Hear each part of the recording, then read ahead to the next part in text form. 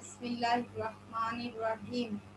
রূপনগর কলেজের একাদশ শ্রেণীর ছাত্রছাত্রীদের অনলাইন ক্লাস থেকে আমি রোকসানা খানম, প্রভাষক, দ্বাদশ বিজ্ঞান, রূপনগর কলেজ বুনুরিয়া, তোমাদেরকে জানাচ্ছি আমার আন্তরিক সালাম। আসসালামু আলাইকুম। প্রিয় শিক্ষার্থী বন্ধুরা, তোমরা নিশ্চয় ভালো আছো, সুস্থ আছো এবং ঘরে আছো। যদি প্রয়োজনে বাইরে যেতে হয় তো অবশ্যই মাস্ক পরিধান করবা এবং শারীরিক দূরত্ব বজায় রাখবা। শিক্ষার্থী বন্ধুরা, আজ তোমাদের সাথে আমার অনলাইনে দ্বিতীয় ক্লাস। গত ক্লাসে আমি তোমাদের সাথে সঞ্চয় নিয়ে আলোচনা করছিলাম। আজকে আমাদের আলোচনার বিষয় বিনিয়োগ ও ঋণ। এই আলোচনা থেকে অর্থাৎ আজকের পাঠ থেকে আমরা কি শিখব, অর্থাৎ আমাদের শিখন ফল কি সেটা আমরা দেখে আসি। আজকের শিখন ফল হচ্ছে অর্থ বিনিয়োগের উপযুক্ত ক্ষেত্র নির্বাচন করতে পারবে, ঋণ গ্রহণের সুফল ও কুফলে তুলনা করতে পারবে। তাহলে আমরা আসি আলোচনায়। বিনিয়োগ, আমাদের আলোচনার প্রথম আলোচনা হচ্ছে বিনিয়োগ।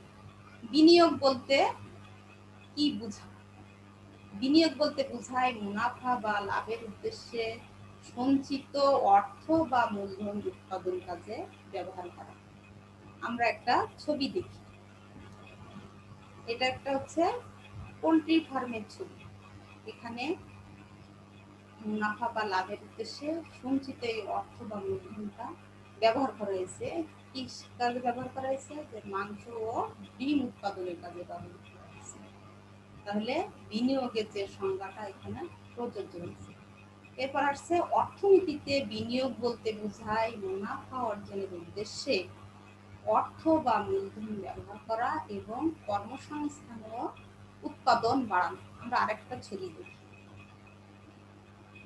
এটা হচ্ছে গরু মোটাতাজাকরণ ফার্ম। এখানে কি করা হয়েছে? এখানে এই যে গরু পরিচর্যার জন্য লোক নিয়োগ করা হয়েছে। তাহলে তাদের কর্মসংস্থান, এখানে তাদের কর্মসংস্থান দেওয়া হয়েছে ও উৎপাদন। উৎপাদন এখানে হচ্ছে মাংস উৎপাদন। তাহলে অর্থনীতিতে বিনিয়োগ বলতে বোঝায় মুনাফা অর্জনের উদ্দেশ্যে অর্থ বা মূলধন ব্যবহার করা এবং কর্মসংস্থান ও উৎপাদন বাড়ানো। অর্থাৎ বিনিয়োগ হচ্ছে একটি প্রবাহ ধারণা বা একটা প্রক্রিয়া যার দ্বারা সঞ্চয়কে উৎপাদন কাজে ব্যবহার করে আয় বৃদ্ধি করা। সঞ্চয়কে উৎপাদন কাজে, এখানে এই পোল্ট্রি ফার্মে মাংস ডিম উৎপাদন কাজে ব্যবহার করা হয়েছে। এখানে হচ্ছে গরু মাংস উৎপাদন কাজে ব্যবহার করা হয়েছে এবং কর্মসংস্থান, এই যে লোক নিয়োগ করা হয়েছে, দুই ফার্মে যে লোক নিয়োগ করা হয়েছে তাদের কর্মসংস্থান, তাহলে উৎপাদন কাজে ব্যবহার করে আয় বৃদ্ধি করা। এরপরে আসছে বিনিয়োগের ক্ষেত্র বা মাধ্যম বা প্রকার, মানে কোন কোন ক্ষেত্রে কোন কোন মাধ্যমে কয়ভাবে আমরা বিনিয়োগ করতে পারি। বিনিয়োগ তিন ভাবে করা যায়: ব্যক্তি মালিকানাধীন বিনিয়োগ, তারপরে বন্ড বা সঞ্চয়পত্র বিনিয়োগ, আর হচ্ছে শেয়ারের মাধ্যমে বিনিয়োগ। এক নম্বর হচ্ছে ব্যক্তি মালিকানাধীন বিনিয়োগ।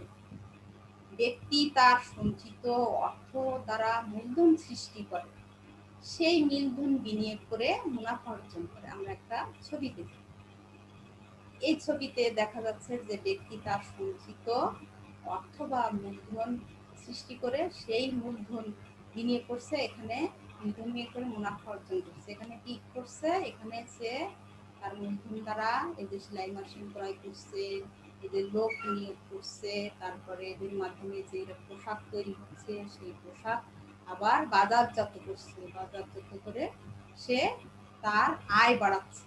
অর্থাৎ এখানে এর ভূমিকা, কাকের ভূমিকা? মালিক।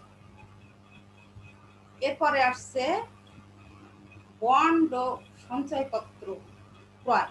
সঞ্চিত অর্থ ব্যাংকে স্থির জমা হিসাবে, আমরা একটা ছবি দেখি, ব্যাংকে এই সঞ্চিত অর্থ ব্যাংকে স্থির জমা হিসাবে, মানে ফিক্সড ডিপোজিট যেটা বলে এফডিআর, এভাবেও বিনিয়োগ করা যায় বা সঞ্চয়পত্রে বিনিয়োগ করা যায়। এটা হচ্ছে সঞ্চয়পত্র। এই সঞ্চয়পত্রেও বিনিয়োগ করা যায়। এক্ষেত্রে বিনিয়োগকারী ঋণদাতা হিসাবে গণ্য হয়। বিনিয়োগকারী ঋণদাতা হিসাবে গণ্য হয়। এক্ষেত্রে চুক্তিপত্র ইস্যু করা হয়, মানে ব্যাংক থেকে যে সঞ্চয়পত্র করেছে সেই যে সঞ্চয়পত্র কেনা হয়েছে, এই ব্যাংকের সাথে বিনিয়োগকারীর একটা চুক্তিপত্র ইস্যু করা হয়। এই চুক্তিকে বন্ড বলে। যে চুক্তিপত্র ইস্যু হয় সেই চুক্তিটাকে বন্ড বলে। চুক্তি অনুযায়ী নির্দিষ্ট সময় অতিবাহিত হওয়ার পর বিনিয়োগকৃত অর্থ লাভ বা মুনাফা পাওয়া যায়। চুক্তি ইস্যু করা হয়েছে কত বছর, মানে এর মেয়াদটা কত বছর, সেই মেয়াদ পূর্তির পরে এই লাভ বা মুনাফা সহ মূল টাকা ফেরত পাওয়া যায়। বর্তমানে জাতীয় সঞ্চয়পত্র বিনিয়োগ বেশ লাভজনক ও জনপ্রিয়। বর্তমানে এই জাতীয় সঞ্চয়পত্রে বিনিয়োগ করা বেশ লাভজনক ও জনপ্রিয়। এক্ষেত্রে প্রতি মাসে বা 3 মাস অন্তর বিভিন্ন ধরনের মুনাফা অর্জন করা যায়। যে নিয়ম আছে সেই অনুযায়ী প্রতি মাসে মুনাফা পাওয়া যায়, আবার 3 মাস অন্তর মুনাফা পাওয়া যায়। এবং চুক্তি শেষে ওই মেয়াদ শেষে বিনিয়োগকৃত সম্পূর্ণ অর্থ ফেরত পাওয়া যায়।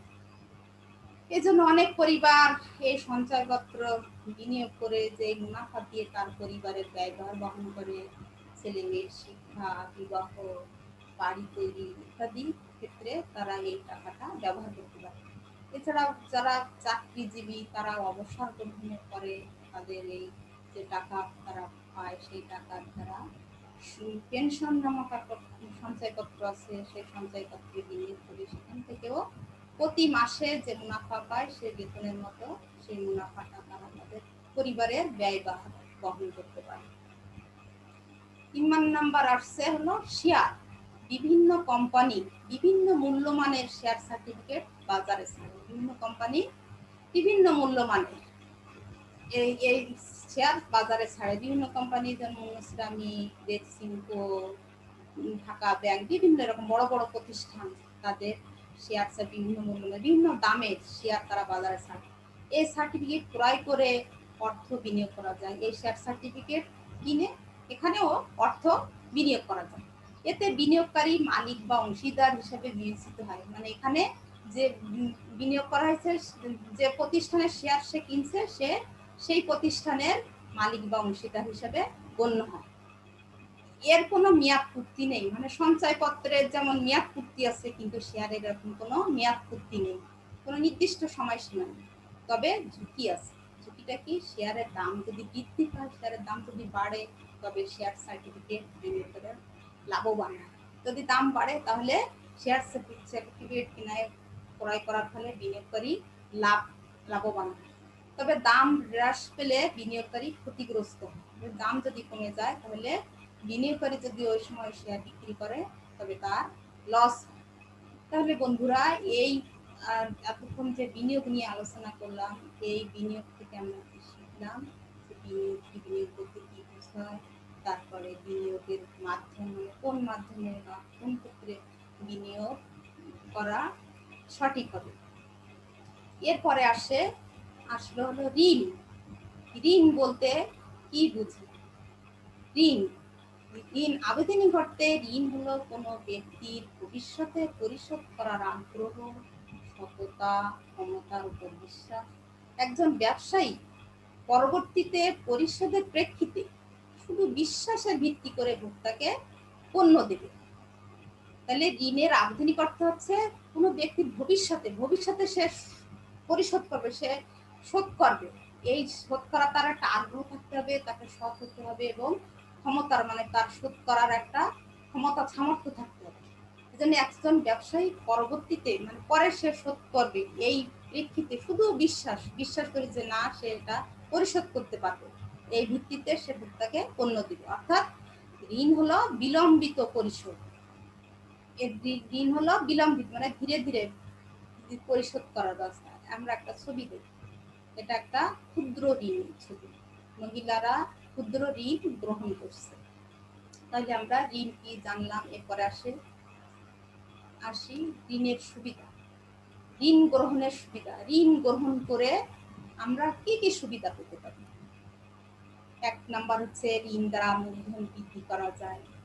আমাদের যে মূলধন আছে তার থেকে আরো ঋণ করে আরো মূলধন আমরা বৃদ্ধি করতে পারি।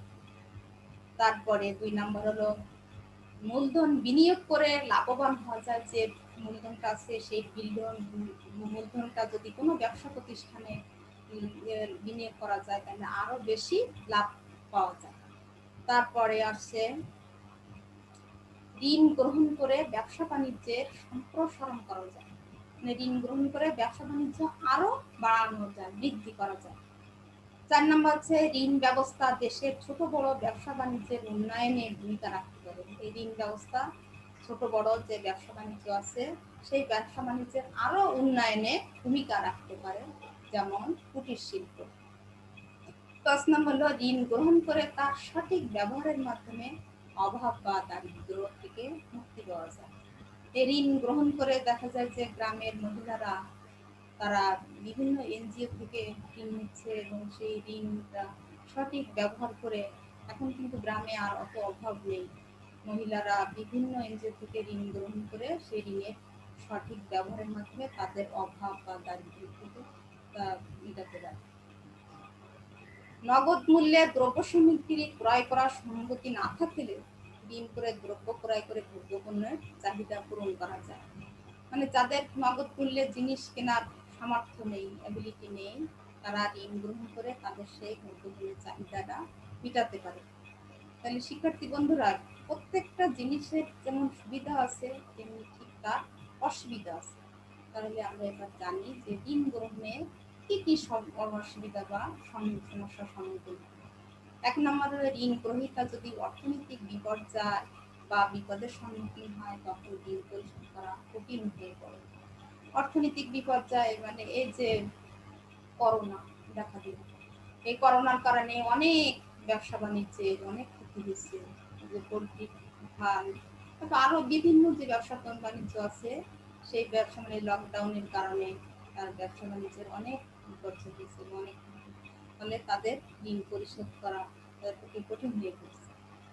ঋণ গ্রহীতা অনেক সময় ঋণের সঠিক ব্যবস্থা করতে না পারলে মানসিক বিপর্যয়ের সম্মুখীন হতে পারে। ঋণ যদি সঠিকভাবে শোধ করতে না পারে তখন সে হতাশা, দুশ্চিন্তা, মানসিক বিপর্যয়ের সম্মুখীন হতে পারে।